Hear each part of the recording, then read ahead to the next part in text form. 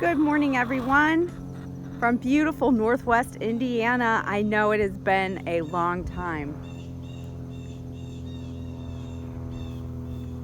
I started a new job this fall and I have just been kind of buried getting that all together and doing gardening things and haven't had time to do much on videos. Here comes the crew. Some things never change. I still have a lot of chickens and they're all growing up. I'm just waiting on some of the new ones to start laying, and then I'm gonna rehome here, do some thinning out.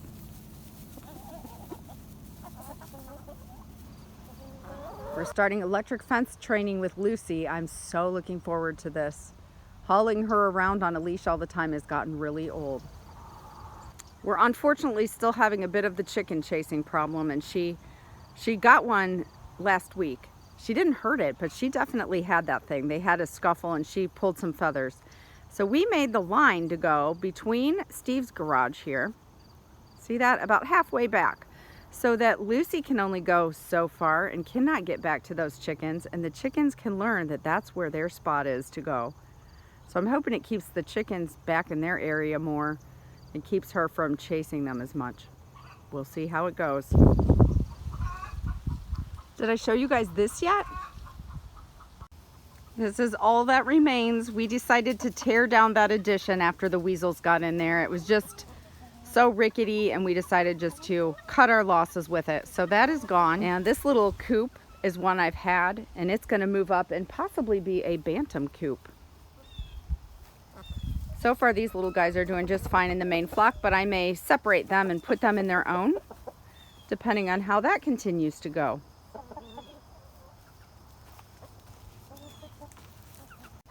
Steve was also busy and made a second quail container here, quail coop, I guess you'd call it. So I have a grow out quail pen.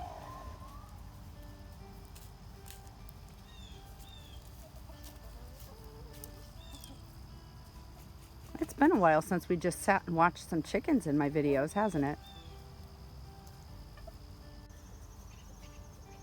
There's nothing quite as mouthy as a bantam rooster.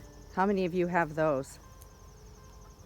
My new chickens, oh, there he was. Did you hear him? My new chickens kind of hang out here. Look how pretty these Coronation Sussex are. Like, I love them. They are beautiful. And they are so big.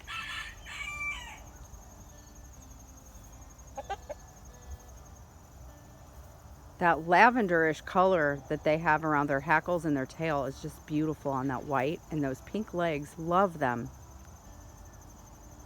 I ended up with two, well, I've since gotten rid of a couple more roosters. So I ended up with 2 roosters out of there, 2 cockerels and 2 pullets. Not the best ratio out of 15 that I ordered when they gave me a couple extras, but it's what I have. Those came from, oh, this is why they hide. Yes, that's why they hide back there. The big rooster chases them. But those came from Hoover's Hatchery, and they're really, really nice, big quality birds. Old buddy here doesn't want to have new roosters in his flock, I see. There are the 2 pullets of the Sussex. They're so pretty.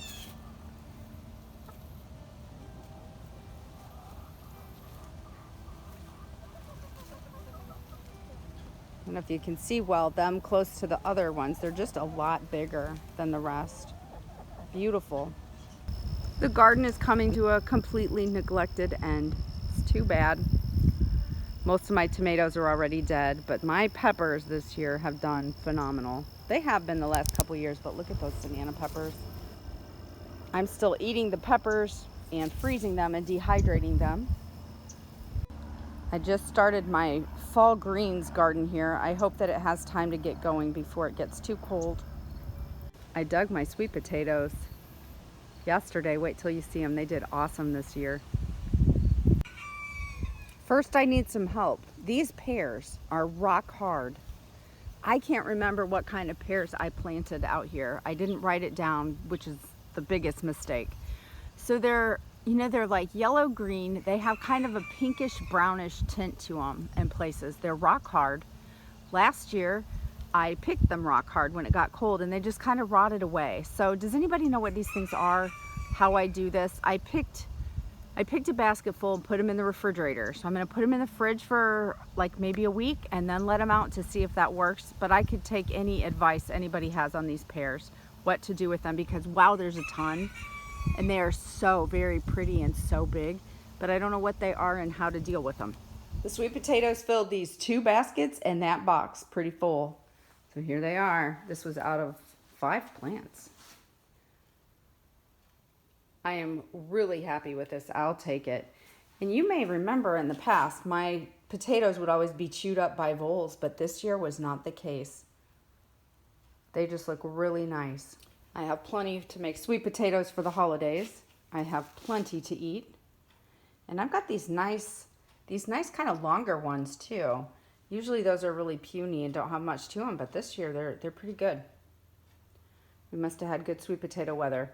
So along with just having some to eat, I'm going to be canning too this year. I've never done that before, but I'm going to keep those in my long-term storage.